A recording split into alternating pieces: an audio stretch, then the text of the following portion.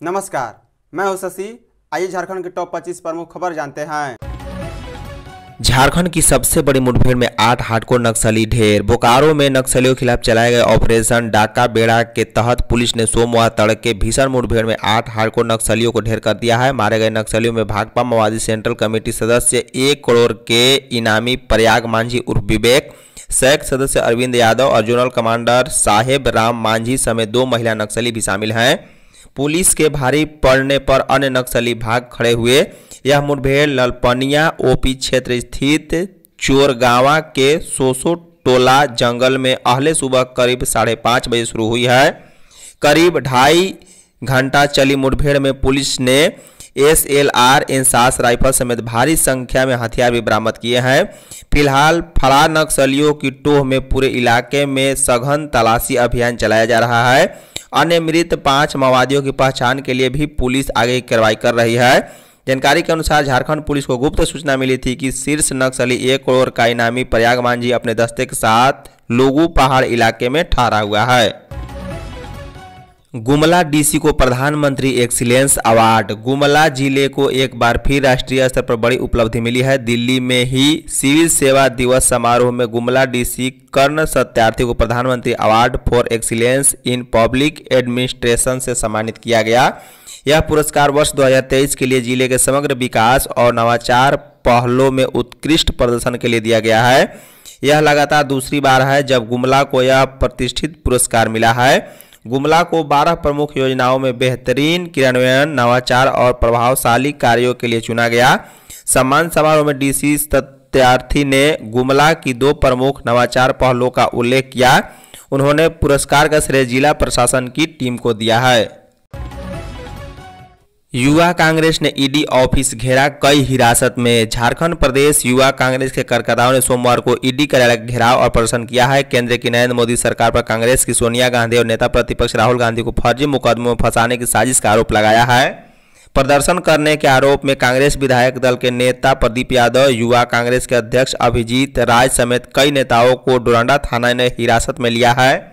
इसके बाद प्रदेश अध्यक्ष केशव महतो कमलेश, मार्केटिंग बोर्ड के चेयरमैन रविंद्र सिंह, महिला प्रदेश अध्यक्ष गुंजन सिंह डोरंडा थाना पहुंचे।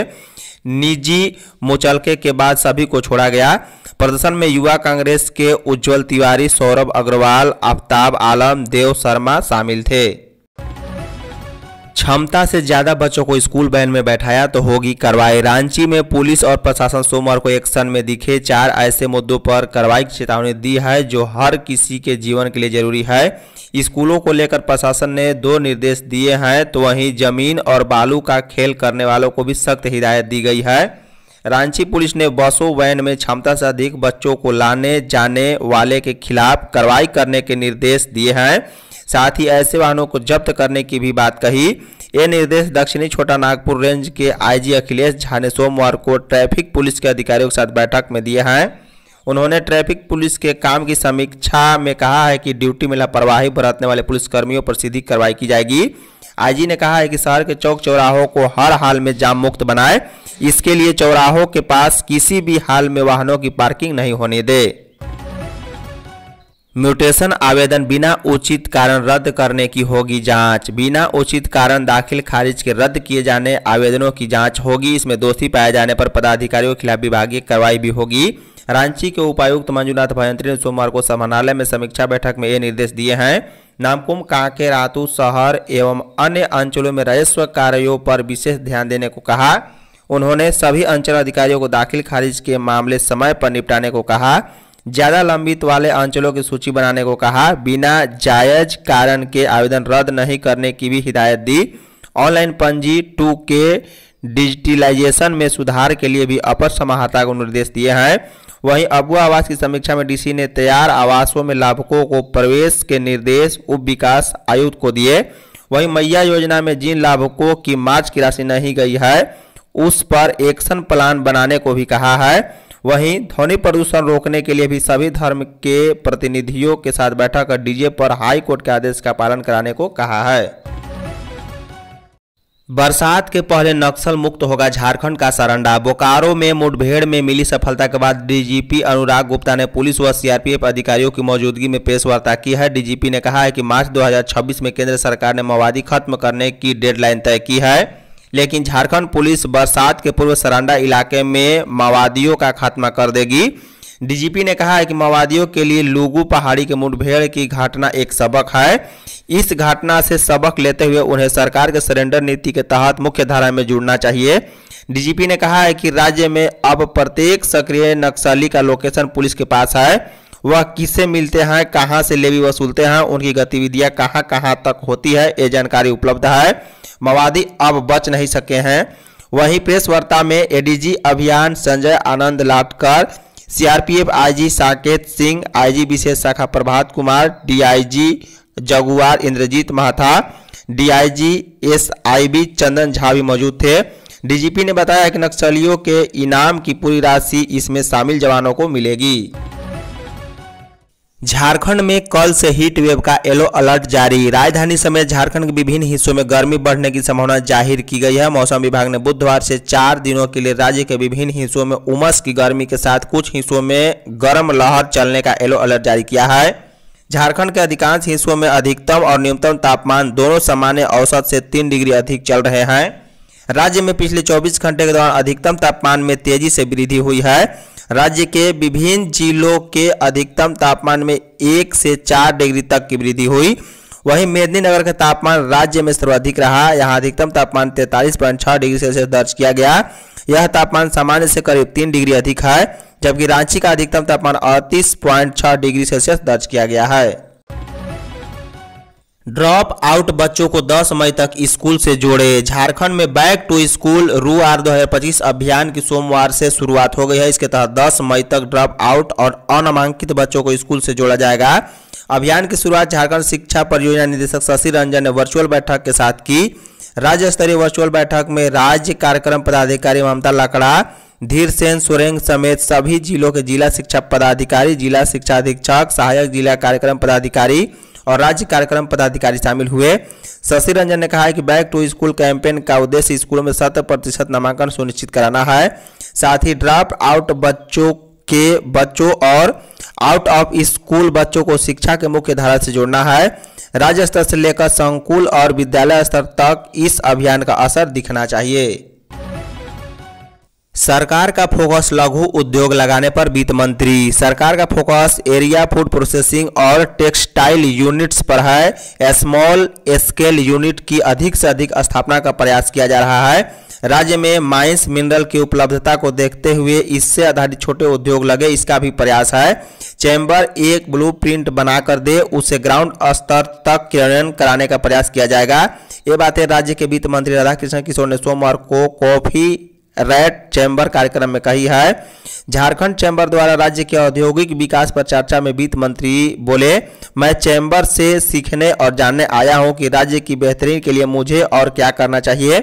उन्होंने सिंगल विंडो सिस्टम को और प्रभावी बनाने के लिए सवाल के जवाब देते हुए कहा है कि इसके लिए बजट के माध्यम से 6 करोड़ रुपए आवंटित किए गए हैं। सरकार इसमें सुधार के लगातार प्रयास कर रही है। चैम्बर अध्यक्ष परेश गटानी ने भवन नियमितीकरण योजना, बंद खदानों को खोलने, व्यापारिक कल्याण बोर्ड के गठन और जीएसटी सलाहकार समिति की नियमित बैठक जैसे मुद्दों को भी उठाया है। झारखंड को दूध उत्पादन में आत्मनिर्भर बनाना है मंत्री। रांची के होटवार स्थित मेधा डेयरी परिसर में 23 अप्रैल को जागरूकता सह क्षमता उन्नयन कार्यशाला आयोजित की गई। इसमें मुख्य अतिथि कृषि मंत्री शिल्पी नेहा तिर्की मौजूद रहेंगी। बता दें, जेएमएफ के संस्थापक त्रिस्तरीय सहकारी संरचना के पुनर्गठन के लिए रीजनल मिल्क यूनिट के गठन संबंधी योजना के उद्देश्य से यह कार्यशाला आयोजित की गई है। मंत्री ने बताया है कि झारखंड को दूध उत्पादन में आत्मनिर्भर बनाना ही झारखंड राज्य सहकारी दूध उत्पादन महासंघ लिमिटेड का लक्ष्य है। वर्तमान में जेएमएफ द्वारा प्रतिदिन लगभग 2.25 लाख लीटर दूध संग्रहण किया जा रहा है। गिरिडीह में 3 मंजिला मकान में आग लगने से मां बेटी जली। गिरिडीह के पचम्बा थाना क्षेत्र के पचम्बा चितरडीह मार्ग पर 3 मंजिला घर में रविवार रात 2 बजे आग लग गई। घर के नीचे के 2 तल में कपड़े की दुकान है और लोग ऊपरी मंजिल पर रह रहे थे। पहले दुकान में आग लगी जो फैलकर तीसरी मंजिल पर घर तक पहुंच गई। उस वक्त घर के लोग सोए थे। घटना में मां बेटी जिंदा जल गई है, जबकि परिवार के 4 सदस्यों को किसी तरह बचाया गया। आग का कारण शॉर्ट सर्किट बताया गया है कि पचंबा जमुआ रोड पर मरवाड़ी मोहल्ले के दिनेश डालमिया की खुशी मार्ट दुकान में रविवार रात को 2 बजे आग लग गई।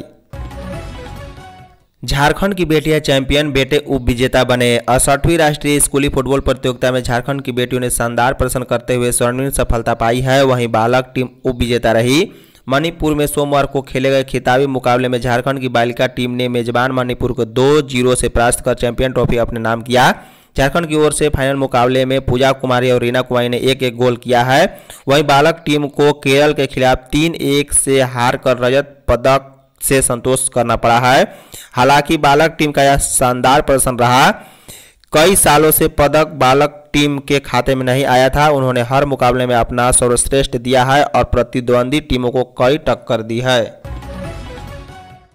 रांची डीसी ने 31 स्कूलों को दिया नोटिस। मनमाना फीस वृद्धि, अभिभावक शिक्षक संघ के गठन व आरटीई के तहत आर्थिक रूप से कमजोर बच्चों के नामांकन के लिए डीसी मंजूनाथ भजंत्री ने 12 अप्रैल को बैठक बुलाई थी, लेकिन इस बैठक में रांची जिले के 31 स्कूलों के प्राचार्य व प्रतिनिधि नहीं पहुंचे थे। स्कूलों के इस व्यवहार को गंभीरता से लेते हुए जिला शिक्षा अधीक्षक बादल राज ने इन सभी स्कूलों को नोटिस जारी किया है। जारी नोटिस में डीएसी ने कहा है कि बैठक में आप अथवा आपके प्रतिनिधि बिना किसी सूचना के अनुपस्थित पाए गए। यह अत्यंत ही खेदजनक है। आपका यह कृत्य उच्च अधिकारियों के आदेश की अवहेलना को प्रदर्शित करता है। इसलिए आपको निर्देश दिया जाता है कि 2 दिनों के अंदर अपना जवाब हमें उपलब्ध कराएं कि किस परिस्थिति में आप बिना सूचना के बैठक में अनुपस्थित थे। सीएम हेमंत ने बार्सिलोना में देखा म्यूजियम माइंस। झारखंड के मुख्यमंत्री हेमंत सोरेन के नेतृत्व में बार्सिलोना स्पेन गए प्रतिनिधिमंडल ने कैटेलोनिया के संस्कृति विभाग द्वारा संचालित बार्सिलोना के गावा संग्रहालय का दौरा किया है। वहीं फुटबॉल क्लब बार्सिलोना संग्रहालय भी गए, वहां बैठक भी की। बैठक में झारखंड में भी विश्व स्तरीय खेल संरचना विकसित करने में एफसी बार्सिलोना ने सहयोग की बात कही। सीएम ने खदानों के अंदर जाकर देखा। उन्होंने इसकी तारीफ करते हुए कहा है कि सिंहभूम में वे इसी तरह का म्यूजियम माइंस बनाएंगे। एफसी बार्सिलोना की उपाध्यक्ष एलेना फोर्ट ने हेमंत सोरेन के नाम की टी-शर्ट उन्हें सौंपी है। बता दें, प्रतिनिधिमंडल ने प्राचीन खनन तकनीकों और नवपाषाण युग के अवशेषों का संग्रहालय देखा। इस दौरे से शिक्षा और विज्ञान के लिए पुरानी खदानों के पुनर्उद्देशीकरण के बारे में भी जानकारी ली है।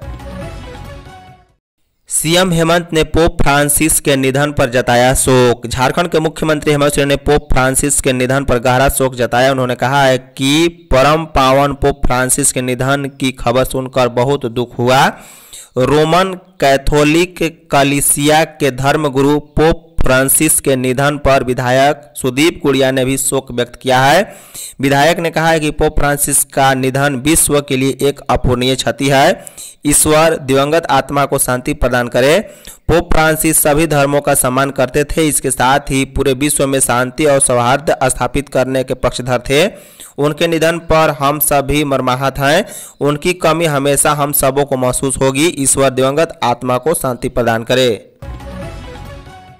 डीजीपी की चेतावनी, हथियार के साथ सरेंडर कर दे नक्सली। बोकारो में सुरक्षा बलों के साथ भाकपा माओवादी की मुठभेड़ में 8 नक्सलियों की मौत पर झारखंड के पुलिस महानिदेशक ने अपनी प्रतिक्रिया दी है।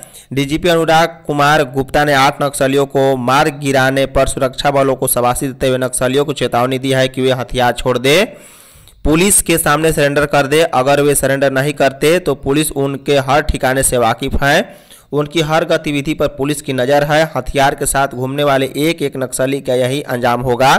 डीजीपी ने कहा है कि अलग झारखंड राज्य बनने के बाद पहली बार 1 करोड़ रुपए के इनामी सेंट्रल कमेटी मेंबर समेत 8 नक्सलियों को पुलिस ने मार गिराया है। इसमें सेंट्रल कमेटी मेंबर विवेक उर्फ प्रयाग मांझी, साहेब राम मांझी और अरविंद यादव शामिल हैं। विवेक पर 1 करोड़ जबकि साहेब राम पर 10 लाख और अरविंद यादव पर 3 लाख रुपए का इनाम घोषित था। महिला कांग्रेस ने महंगाई के खिलाफ सड़क पर उतरी। रसोई गैस के सिलेंडर के मूल्य वृद्धि, बेरोजगारी, गिरती अर्थव्यवस्था और केंद्र सरकार की गलत नीतियों के खिलाफ सोमवार को प्रदेश महिला कांग्रेस कमेटी की ओर से अल्बर्ट एक्का चौक रांची पर प्रदर्शन किया गया। इस दौरान महिला कांग्रेस की नेताओं ने बढ़ती महंगाई के खिलाफ सांकेतिक रूप से गैस सिलेंडर उठाकर केंद्र सरकार के खिलाफ नारेबाजी की।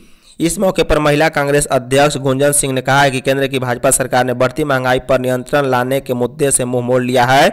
इनका एकमात्र लक्ष्य है कि कैसे सरकारी और निजी कंपनियों की जेब भरी जाए। वहीं उन्होंने केंद्र सरकार से देश की महिलाओं और गरीब परिवारों के लिए विशेष राहत पैकेज की घोषणा करने की मांग की है। मंडप से अचानक फरार हुआ दूल्हा। रांची के सुखदेव नगर थाना क्षेत्र के खाटगढ़ स्थित तैलिक वैश्य भवन में उस वक्त अफरा तफरी मच गई जब एक शादी के ठीक पहले दूल्हा और उसका पूरा परिवार मंडप से अचानक फरार हो गया। बता दें, यह मामला 20 अप्रैल का है। वर पक्ष पर 4,30,000 रुपये नगद और दहेज लेकर शादी से मुकरने का आरोप लगा है। शादी के लिए करीब 9,50,000 रुपये खर्च किए गए थे। बताया जाता है कि चतरा जिले के आमगांव गांवा निवासी एक युवती की शादी तय हुई थी। रांची के युवक से शादी के लिए रांची में तैलिक वैश्य भवन में मंडप सज चुका था। बारात भी धूमधाम से पहुंच चुकी थी। जब फेरे की बारी आई तो दूल्हा और उसका परिवार अचानक गायब हो गया। लड़की के पिता का कहना है कि शादी से पहले ही 4,30,000 रुपये नगद के अलावा सोने के गहने और अन्य सामग्री भी दी गई थी। फेरों से ठीक पहले शोर शराब और गाली गलौज के बाद पूरा वर पक्ष भाग गया। आखिर क्या हुआ उन्हें भी नहीं पता है। गढ़वा से लापता 3 बच्चे कानपुर में। गढ़वा जिले के नगर उटारी थाना क्षेत्र से एक साथ 3 बच्चे अचानक गायब हो गए थे। इसके बाद परिजनों की शिकायत पर पुलिस ने प्राथमिकी दर्ज की। वहीं पुलिस की खोजबीन में पता चला है कि बच्चे दिल्ली चला गया, लेकिन उसी बीच कानपुर से सूचना मिली है कि बच्चे यहाँ हैं। इसके बाद पुलिस तीनों बच्चों को लाने के लिए कानपुर रवाना हो गए। बताया जा रहा है कि जिले के नगर उटारी थाना क्षेत्र से एक साथ 3 बच्चे अचानक लापता हो गए। इसके बाद परिजनों ने इसकी सूचना पुलिस को दी थी। पुलिस ने काफी खोजबीन की तो पता चला है कि बच्चे दिल्ली पहुंच गए।